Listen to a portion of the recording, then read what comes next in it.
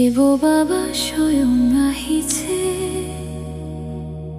আমাক পঢ়াবলৈ।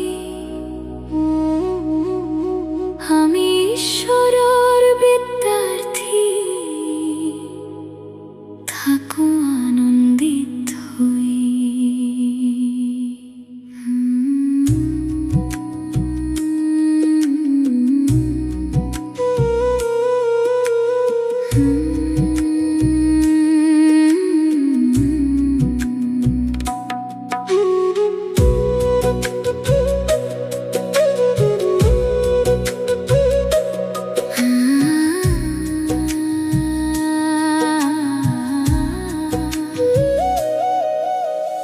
আনন্দিত হৈ থাকো ঈশ্বৰ পিতাৰ বিদ্যাৰ্থী আমি। নিৰাকাৰ পিতাই আমাক পঢ়াই ব্ৰহ্মাতনত আহি। শুদ্ধ যোগীৰ ৰাজধানী সংগমত পিতাই কৰে স্থাপন। ৰাজ্যক শিকাই আমাক কৰি তোলে শূদ্ৰৰ পৰা ব্ৰাহ্মণ।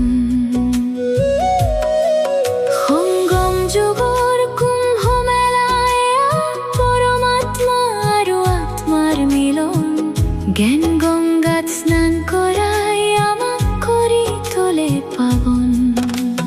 কল্পই কল্পই সৃষ্টি পৰিৱৰ্তন হয়, নতুনেই পুৰণি হয়, পুৰণিয়ে আকৌ নতুন হয়।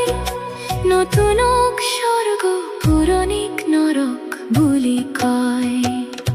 হে অমৰনাথ, হে বাবা, তুমি আমাক অমৰ কথা শুনাই অমৰ লোকৰ মালিক কৰি তোলা।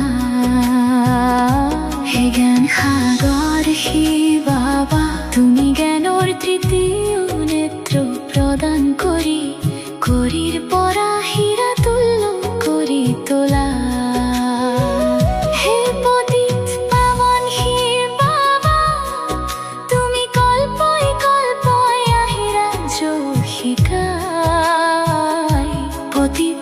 সৃষ্টি পাৱন কৰি তোলা।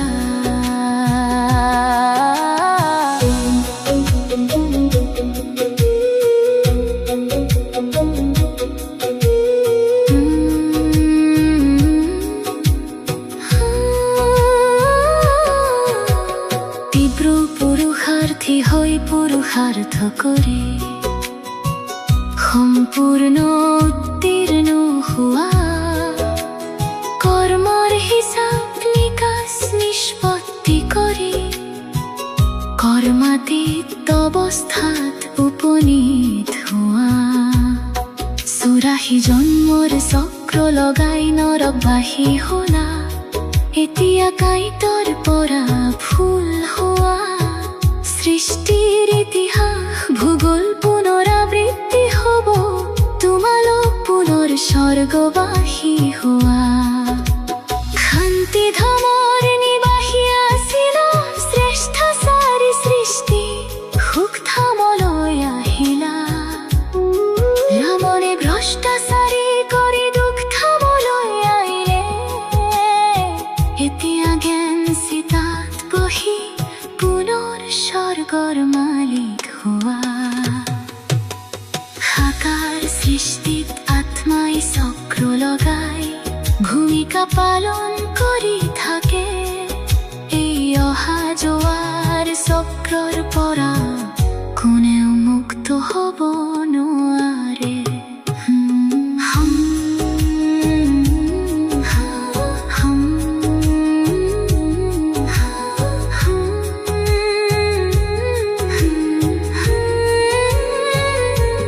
সংগমৰ এই হীৰা তুল্য অমূল্য জীৱন নষ্ট নকৰিবা কৰিৰ পিছত দৌৰি।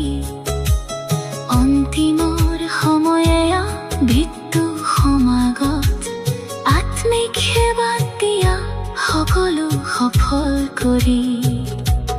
ধাৰণ শক্তিৰে নিজৰ আচল সংস্কাৰ ধাৰণ কৰি তাৰ স্বৰূপ হৈ শক্তিশালী হ'ব আনন্দ ব্ৰাহ্মণ জীৱনৰ শ্বাস কোনো পৰিস্থিতিতে আনন্দ নেহেৰুৱাবা বহাৰো বহতাজনৰ সৈতে সঁচা প্ৰীতি ৰাখা ভগৱান আমাক পঢ়াবলৈ আহে এইটো আনন্দ থাকা এজনৰ হৈ ছেকেণ্ডত চুক্তি কৰা ক্ষেত্ৰ স্থিতিত অচলতল হৈ থাকা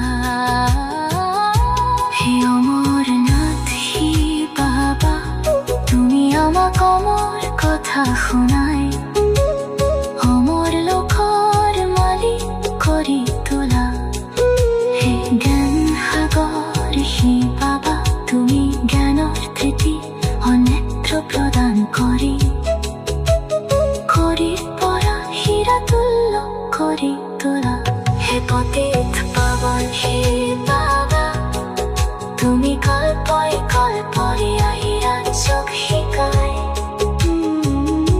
পতিত সৃষ্টিক পাৱন